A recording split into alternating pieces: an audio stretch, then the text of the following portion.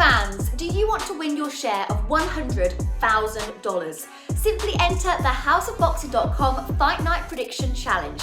Compete with boxing fans around the world. Simply head over to houseofboxing.com and sign up now. This is Lewis Hart for Boxing Social in association with EmpireFights.1, houseofboxing.com. Delighted to be joined with Shane McGuigan. Back out, Chris Billam-Smith is out 10th of December. Bournemouth, another return to Bournemouth. Excited to be back?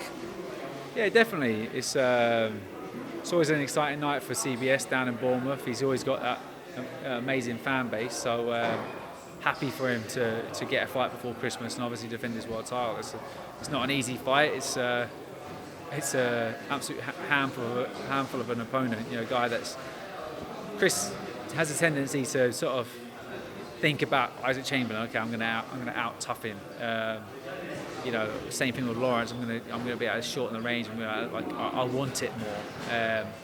But with a guy like Masternak, yeah, he's 36 or 37, 52 fights, and you would think he's potentially shot worn, but it's not necessarily that. He's got a guy that's extremely tough, happy to go to the well, and you know we're going to have to be on our toes for sure in this one.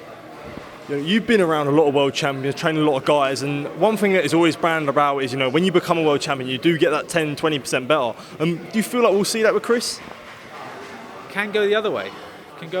A lot of fighters can check out because they can make that money. They've achieved their dreams that they've spent their whole childhood working towards. You got to set small, realistic goals, short-term goals when you become a world champion. You can't be looking down the line and thinking, oh, I'm going to get this massive unification fight with da-da-da. It's like, I need to win this next fight. This is the most important 8 weeks or 10 weeks of my life. And I think, you know, that's Chris's mentality, and it'll be interesting to see, you know, how he goes in the next year. But he's bit between his teeth, super hungry. He was never touted to be a world champion. He was never given the red carpet treatment, and he was never the most talented kid in the gym. He worked his arse off to get there. He's worked his arse off for the last 6.5 years, and he's achieved a dream. I feel like when guys get to that stage and they become world champion there, they're more than hungry afterwards because they've already been proving themselves. So he's got the experience, so that's going to give him more experience. In terms of a better fighter, he's been a work in progress for the last 6.5 years. Everyone would have expected Chris Billam-Smith's next fight to obviously be a rematch with Lawrence Okolie. That isn't the case. They do still expect that fight to happen. But with this, when there was talks of the rematch, a lot of things that Chris Billam-Smith said was that, you know, the broadcasters weren't really interested in Lawrence Okolie with his style in his previous fights. Obviously, them previous fights you would have trained Lawrence for. What do you make of them statements and that potential that, you know, the broadcaster wouldn't be interested in Okolie because of his style? That's not necessarily true. It's up to the broadcaster and the promoter to answer the questions why Lawrence Okolie isn't boxing next. We wanted to get out before the end of the year, and the date was December, end of November, December, and we wanted to go back down to Bournemouth. You know, logistically, does it make sense? You can't take it to the Vitality Stadium. You can only do it in the BIC, which is 4,500 or 4,000. Which, by the way, nearly sold out. It sold out all the pre-sales, but they nearly sold the whole thing out literally in one day. So shows what a draw he is. But look, it's down to the promoter to be able to pay out Lawrence Okolie, to be able to pay for the venue, undercard, all these things. Like, I can't really speak on that behalf. But one thing you know for sure is when you got Chris Billam-Smith, you've got exciting fights. Isaac Chamberlain, great fight. Jojai, whilst it lasted, it was a fantastic fight. Emphatic win, knockout. You know, even against Lawrence Okolie, like the fights that Lawrence has made ugly, which was a bit like that, it had way more drama than Watkins fight, not Watkins, Matty Askins fight, or a Isaac Chamberlain fight. You know, because there was a knockdown, and obviously with Chris, he had the cut eye as well. So there was drama throughout it. But you know, Lawrence Okolie versus David Light, it just was not a good fight, and I don't think the broadcasters were potentially, not even in broadcast. I just don't think the fans are potentially happy with that. So you know, we've got to just keep doing what we're doing, and we know that we are potentially going to rematch Lawrence Okolie in the next couple of fights. It's there on paper.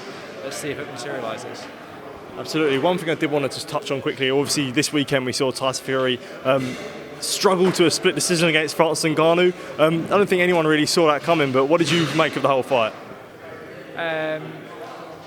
It was surprising. You know, I feel like, did Tyson Fury underestimate him? Not really. I think he's quite a savvy sort of human that knows the dangers of a guy that's 280 pounds or whatever that can punch. So tactically he went out and tried to stamp his authority, but then instantly felt that Ngannou was a lot better than he might have naturally thought. So I wasn't really shocked, to be honest. I feel like Tyson Fury he's mastered the skill of talking, in terms of like talking fights into existence. You know, taking fights that stylistically suit him. Like, he took a risk against Klitschko. Fair play, you know, brilliant. He took it when he was also at the height. Took a risk against Deontay Wilder, but he knew that Deontay Wilder had one shot, and he was big enough to think, okay, I can take that away from him because he's savvy. But the guys that are like well-rounded, good fighters, he sort of navigated himself away from. You know, I think he's always realised there's a danger in AJ. He realises there's a danger in guys that are athletic, that can punch. You know, Hrgović, people like that.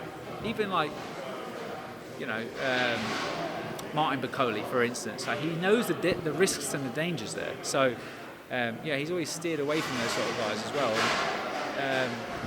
I feel like he hasn't really had a good performance since Wilder 2, and he hasn't had a competitive fight since Wilder 3. So, ring rust maybe, age could be a factor, all these things, but one thing's for sure, that Ngannou gave a great account of himself. I think he was the more comfortable in there. He was the one that was pressing the fight, didn't know how to manage the rounds, so that's why he lost the rounds. But you know, Tyson Fury nicked the rounds, whereas I think like Ngannou won the rounds. So you could see how it could have gone split decision either way. But I just think, you know, I think Tyson Fury now should take the Usyk fight. He should take the AJ fight. Not cash in, but he should take the fights because they're the fights that everyone wants to see. You know. So absolutely, just the last one from me because I know you're eager to get off. Joe Cordina takes on Edward Vazquez this weekend. Just quick thoughts on that fight. And how do you see it going for Cordina? I haven't watched his opponent, if you want my honest opinion, but like Joe, good fighter, really coming into his own. Got some good wins of late. I think he should have gone back down to Wales. I just don't understand why he's got going out to Monaco. Makes no sense to me. Like, this business is all about like making a star out of someone and doing it in there. Especially the Welsh fans, like, they haven't had a really elite fighter since Kawasaki. So like, you know, they've always had great fighters, like McNally and Gavin Rees, and like there's loads throughout the years. Do you know what I mean? Enzo Kawasaki had a fantastic stable, but like there was only one real superstar there, and that was Kawasaki. I feel like, you know, if you look throughout the years, you've got like Liam Williams that had a good fan base, but you've got Joe Cordina there who's brilliant, talks well, looks the part, gets the knockouts, genuine world champion. Bring the shows back there, you know, bring them back there, because the atmosphere is what we want to see. When we're watching a fight, we don't want to see some dead atmosphere, which is like, even Tyson Fury and Ngannou, it was pretty dead. Like, we want to see it in front of like 80,000 people, 90,000 people, Carl Froch style, you know, huge stadium fights. Absolutely, Shane. Thank you for taking time to speak to you. Always good catching up with you, and yeah, all the best for future. Just November the 18th, December the 10th, and yeah, thank you, mate. Appreciate it. Cheers.